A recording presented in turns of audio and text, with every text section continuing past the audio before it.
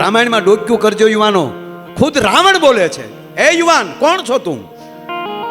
ત્યારે મારા ભારત વર્ષનો યુવાન કહે છે, મેં અંગદ વાલી કા બેટા. હે મહારાજ, હે લંકેશ, વાલીનું નામ સાંભળ્યું જ? હવે જેને 6 મહિના બગલમાં રાખ્યો એનું નામ ન સાંભળ્યું એ રાવણે? રાવણને 6 મહિના એમ કહેવાય કે વાલીએ બગલમાં રાખેલો, એનો દીકરો આ. પણ રાવણી વૃત્તિ હોય, ઘમંડી હોય, એ તરત સ્વીકારે નહીં. મહારાજ, હું અંગદનો દીકરો. હા હા, અંગદનો દીકરો. અહીંયા આવી જા દોસ્ત. આવ્યો. મહારાજ, ભગવાન રામ એની સેના લઈને આવી ગયા છે. આપને કૃપા કરીને વિનંતી કરવા માટે આવ્યો છું કે માં જાનકીને સોંપી ગયો અને લંકાનો અવિશળ રાજ ભોગવો. અને રાવણ બોલે છે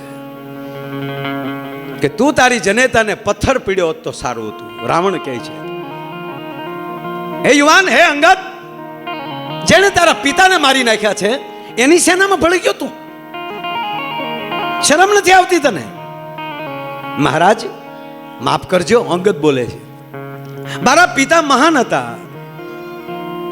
પણ એને લખણ તમારી જેવા હતા એટલે મારા પિતા રામે એને માર્યો છે. આવું અંગદ બોલે છે.